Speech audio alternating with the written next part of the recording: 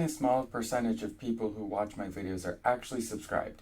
If you like my videos, please subscribe. It's free. You can always unsubscribe later if you want to. Enjoy the video. Alright, so, exclusive classroom lesson, Caruana's chess secrets. Of course, I have covered in the stream last week the intro here and the first question about taking advantage of your initiative. And today I'll be covering how to become a Grandmaster. Now, as the saying goes, you need to beat Grandmasters to become one.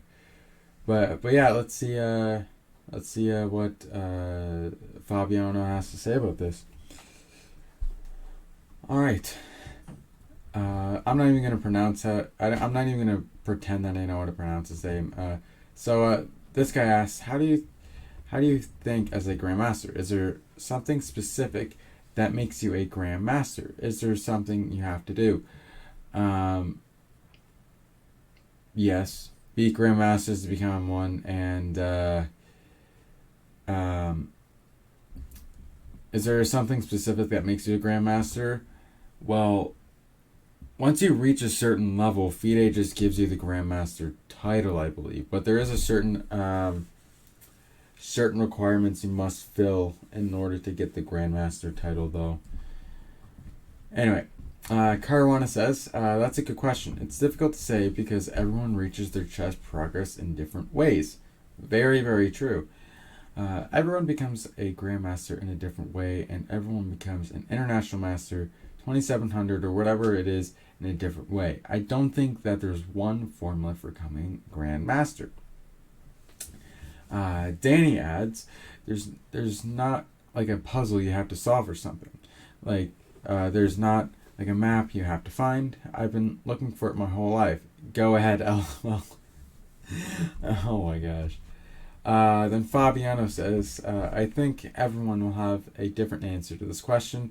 If I had to give advice on how to reach Grandmaster, would be the same advice I give on how to reach the rating 2000 if you're an 1800 player, and how to reach FIDE Master if you're a 2000 player, which is kind of similar to what we are just talking about.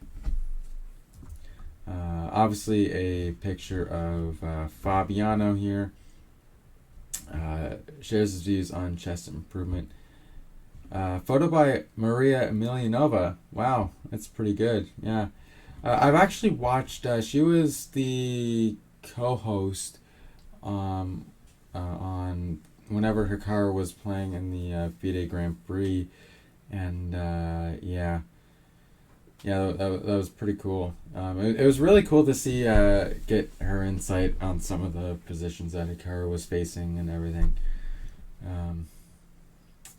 But yeah, you have to try to identify your mistakes because everyone has weaknesses and you have to try to work on those things.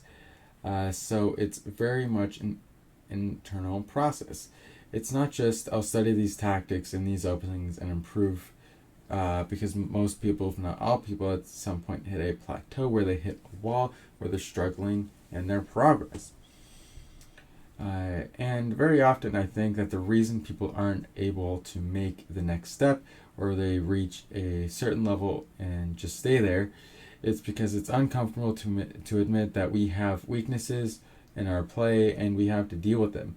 If you find a correct way, if you can find a way to correct those mistakes, wherever level you're at, that will be the surest way to improve.